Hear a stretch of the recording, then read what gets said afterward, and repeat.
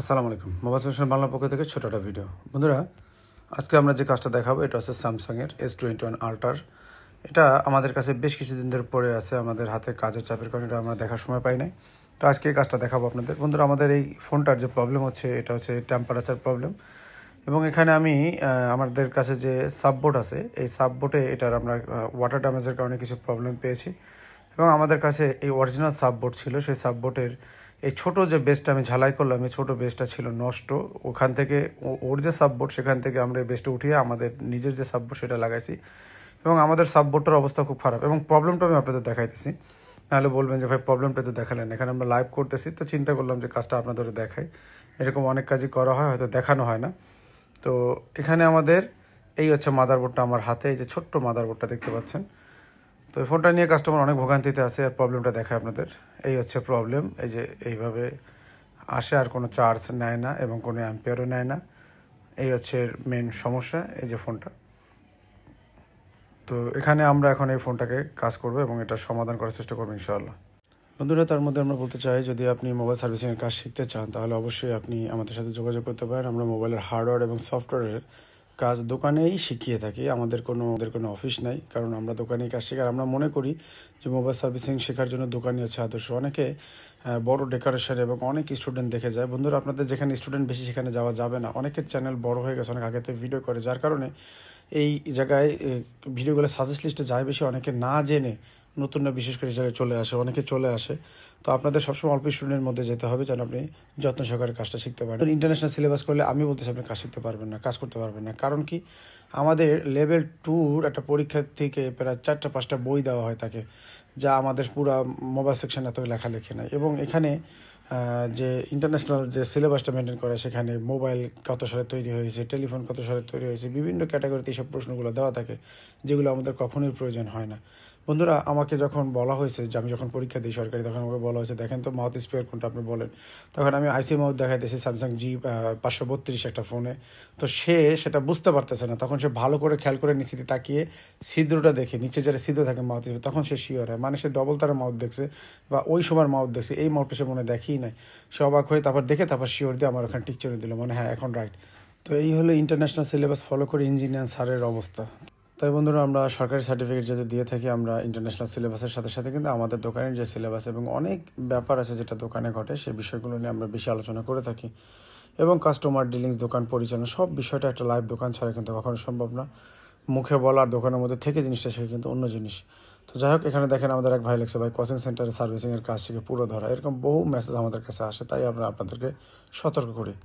তো বন্ধুরা, এখানে আমাদের মাদারবোর্ডটা আমরা এখন বসাচ্ছি। আমরা যে কাজটা করছি, এখানে আমাদের যে বেসগুলো ছিল, ওই বেসটা তার পুরোনো বেসটার ভিতরে যে আমাদের যে টেম্পারেচার যে লাইনগুলো, এগুলো ছিল, আমি লাস্টে যে আপনাদের দেখাবো, যেখানে মরিচা পড়েছিল। তো টেম্পারেচার লাইনের এই লাইনগুলো মরিচা পড়ে থাকার কারণে এই সমস্যাটা হচ্ছিল। এবং এই S21 আল্ট্রার বেস এখানে কারো কাছে ছিল না, আমাদের কাছে অরিজিনাল একটা বেস ছিল, আমাদের কাছে ফোনই ছিল, সেখান থেকে বেসটা লাগাইছে। এবং আমাদের পুরনো বেসটা অনেক প্রবলেম ছিল, যেটা মরিচা ধরে গেছিলো কিছু কিছু, কিন্তু ওটার থেকে ভালো বেটার অবস্থা ছিল, সেটাকে আমরা সুন্দরভাবে ওয়াশ করলাম, আপনারা দেখলেন, স্টিল ব্রাশ দিয়ে পরিষ্কার করলাম। তো এখন আমরা চেক করব এবং চেক করার পরে কী কী প্রবলেম ছিল সেটাও দেখাবো, কী করলাম আমরা। তো এখানে আমরা সব কিছু লাগিয়ে নিতেছি। বন্ধুরা, এই বিষয়গুলো আপনারা সাববোর্ড এবং রেবনটাও ভালো করে খেয়াল করবেন, এবং B2B কানেক্টরটা ভালো করে খেয়াল করবেন। আমাদের এখানে রেবনটাও প্রবলেম ছিল, এবার চার্জ হচ্ছিল না, চার্জে দেবো, রেবন একটু ঝামেলা আছে। এটা তো ফল্ট আমরা কালকে ফাইন্ডিং করছি। বিষয়টা হচ্ছে যে আমি আদার্স যে সেকশনগুলো দেখছি, আমরা টেম্পারেচার এই যে 5G সেকশনের ভিতরে আমরা দেখছি না, চেক করে 1.8 ঢুকতেছিল এবং 1.1 ছিল আউটপুট, তাহলে ঠিক আছে। নিচেও আমরা চেক করে দেখছি, ঠিক আছে। তারপরে প্রবলেম আছে, তখন আমার মনে হইলো যে কালকে আমি যেহেতু ঠিক করছি, করার পরে আজকেরা লাগানোর পরে সমস্যা, তাহলে আমি রেবনটা তো একটু প্রবলেম ছিল নাকি।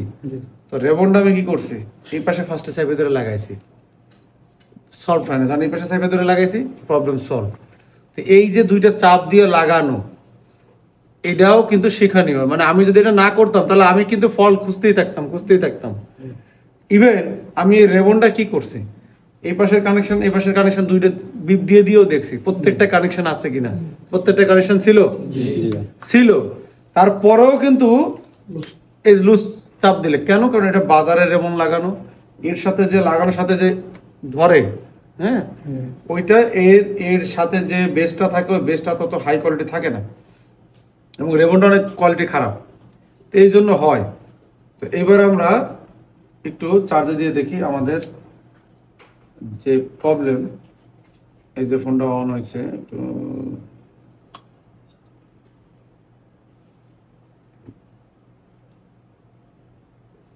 ব্রাইটনেস বাড়ে।